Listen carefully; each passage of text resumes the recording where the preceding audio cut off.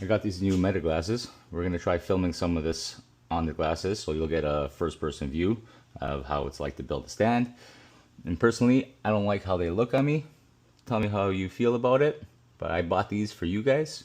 So make sure you hit that like and subscribe. All right, this build is going to be a two-part video. It's going to be the main construction of like the frame up of the 2x4 stand with like a 3/4 inch plywood on top. Basically like King of DIY Joey's build videos. And then after, I'll do a second part video will be how I would personally wrap the stand and make it look nice to fit the furniture inside the house or inside the aquarium gallery. Okay, so here is the dimensions of the stand I'm building. It's going to be 48 inches by 32 inches tall and 24 inches front to back. I have my little cut list here. I have my pile of lumber here. So let's get started. For the 4-foot pieces, I want to make sure they're nice and straight. Like you can see, this one here has a little bow to it this way, which isn't bad. You don't want it to crown this way, which is an issue where make your tank not sit level. And the tank I'm getting is a 120p rimless tank, so you want that to sit perfectly flat. So for the 4-foot pieces, see this one, not level.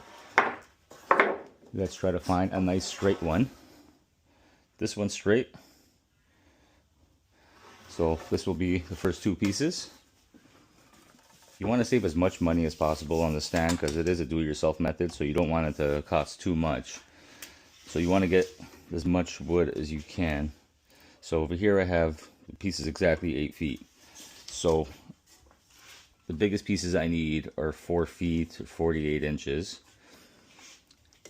So if I cut it like this and try to get 2 pieces out of it, see how they overlap a little bit? And plus I have the blade thickness. So when I cut this piece on this side, I'm going to lose about that much. And I won't have 4 feet for my remaining piece. So I can use the remaining piece to cut my smaller pieces here.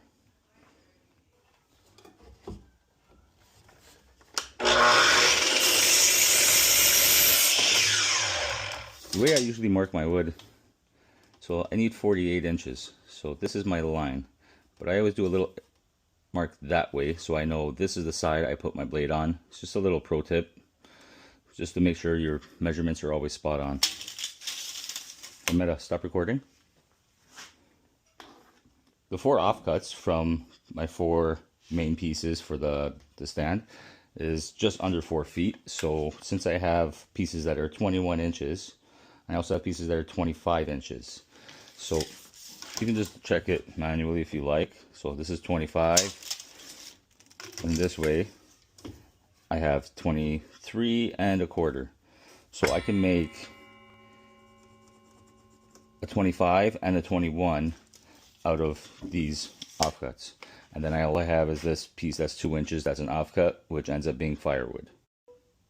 Also, I wanted to point out, I do this just so I can see the blade perfectly. Do not do this at home. Make sure you wear your glasses and everything, because this could be dangerous. So the blade is really exposed and you can cut yourself easily. But I've been doing this for a very long time, and I know that's not really an excuse, but it's just how I work, and I don't think I'm going to change. I don't know if you caught this, but I actually marked the wrong mark, and I ended up being about a 1/4 inch short. So I needed 25, but I ended up marking 24 3/4. So I'm happy I caught this now, and I didn't, not after I cut everything. So I think I just make this into a smaller piece, into one of the 21 inches, and then adjust my cuts later. Okay, here's basically all the wood I'm going to need to build a tank for like 110, 120 gallons, which is 4 foot by 2 foot wide. So I have the 4 pieces 48 inches. I have 8 pieces at 25 inches, which is all the supports. 21 inches are going to be the runners that go from the front to the back to attach and make this whole frame. I have 10 pieces of those, and then 4 pieces at 31 inches, which are going to be the guide. I do have some extra 2x4s, so I might just a little 3/4 of one, so I'll cut a few more 21 inches and add a few more supports because that doesn't hurt. I actually just changed my mind. I'm gonna add another 2x4 here in the center. It's not needed on a stand that is only 48 inches long. So you gotta think it's 48 inches.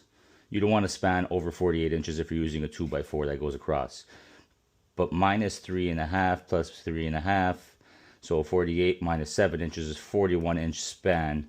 So I don't need a middle support. The only reason I'm going to put it is when I build my doors that are going to come on this frame, I don't want to see a gap in the middle. So this will be a backing for my doors to close up against something, and you don't see a hole in the middle of the stand. But that's in the future video. You'll see how I build these doors. Screws for this build, I always use the number 8's 2.5 inch. I just buy a big box because I'm always doing different projects around the house, and it lasts a good amount of time. But you do use a lot more screws than you would think on a 2x4 aquarium stand, so just make sure you get enough. All right, for the first part of the build, we're just going to do one top frame, and then after we'll do the bottom frame. So this will be the full frame. I need the full table for this. You basically just want this all lined up. And we're going to build 2 identical pieces like this. And you want to make sure that this is going to be perfectly flat, because you want your top plywood to sit flat, or else your stand will be uneven. You also want it to be square. So before you screw it, you want to make sure that your piece is nice and square, which this is pretty good.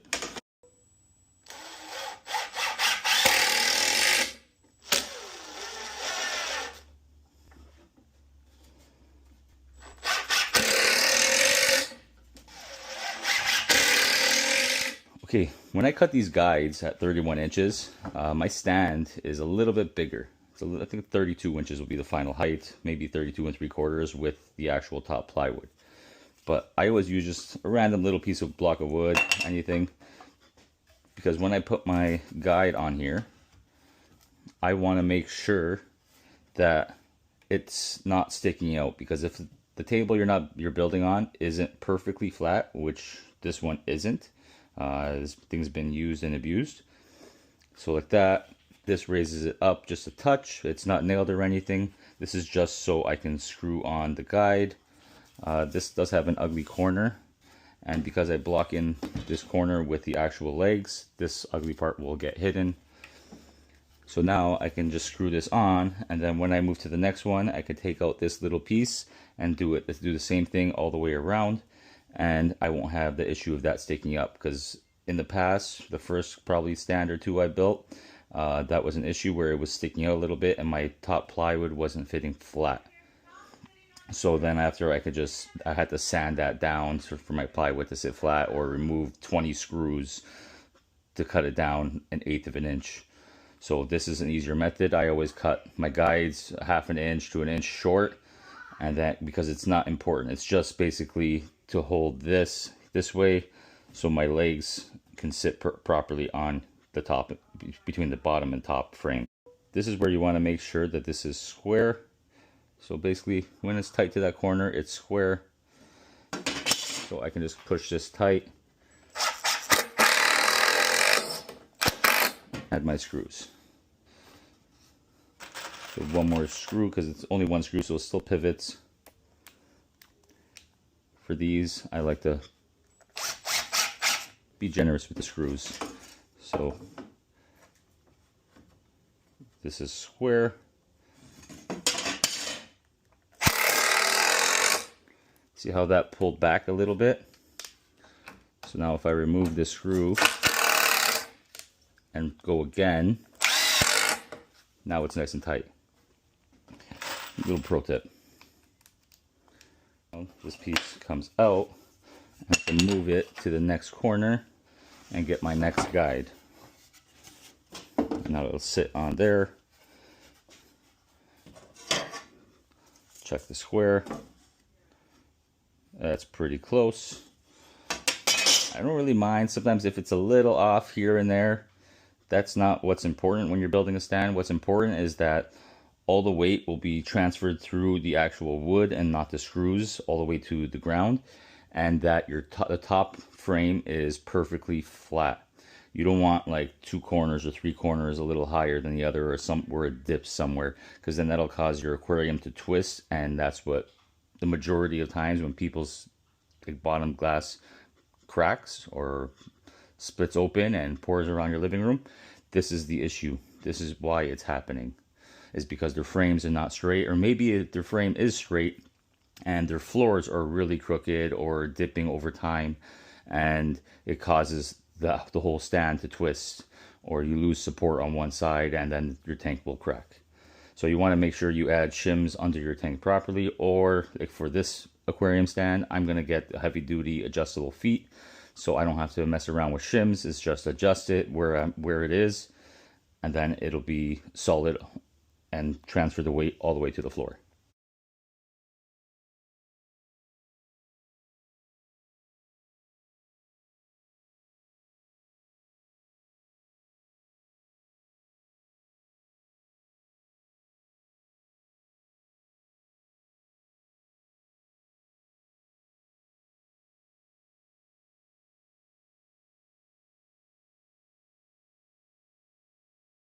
Okay, so imagine this stand is upside down, because that's going to be the top. That's how I like to build it. And so now you can see the guides are here. It's not touching the bottom, so it won't stick out from the top, which is sometimes an issue. And you can see how now these pieces here, this locks into this. You screw this into your guide, and then your guide is screwed into your top and bottom frame. So now, because I have this little lip here, I can grab my bottom frame, and you could just add it to the top, give it a little tap here and there, and now it all sits nice and flush. Okay, this is the frame basically done. Let's make it down to the floor, because it is upside down.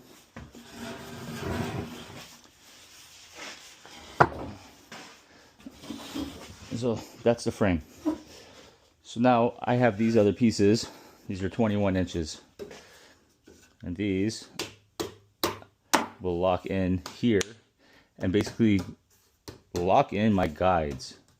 So now these guides cannot twist.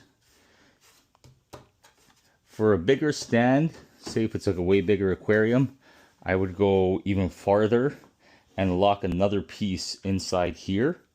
So basically it locks this from ever popping off, and this locks this in from twisting this way. So doing this will keep your stand from swaying or rocking. And now these pieces, when I lock this in here, make sure the top is nice and flush. This is all that matters. And this keeps this tight.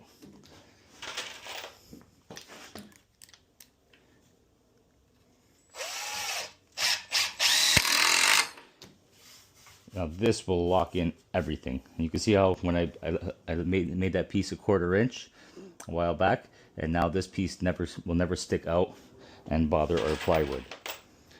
So I can screw this on both sides. Make sure my top is nice and flush, or else my plywood wouldn't sit properly.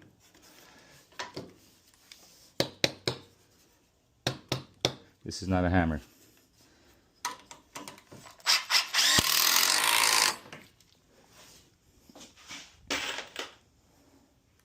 I'm going to want to do these pieces on each corner, top and bottom. And then I have a few extras because I had some extra lumber. And then I'm going to add a couple more here and maybe just one on the bottom. I think that's about how many pieces I have. So if you see, this will be here, another one here, another one here, and this will keep everything from moving and just make everything so much more solid. It also adds a lot to the weight, but you don't move an aquarium stand around much, so that is perfectly fine. Of course that would happen. I guess that's such a perfect fit that it just slides when it's the right, if it's a little bit of an angle, it doesn't move. So let's get the screw ready, and then I'll put it in.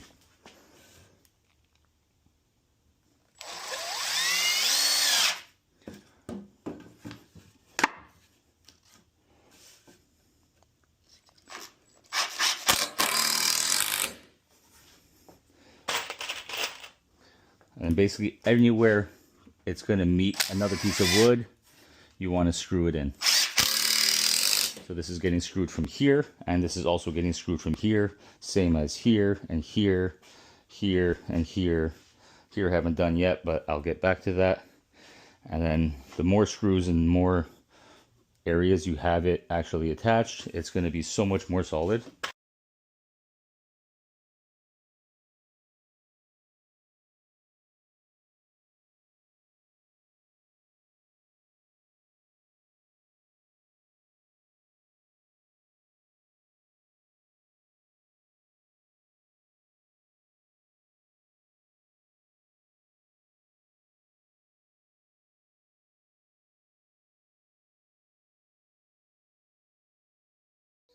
All right, so here's basically the frame.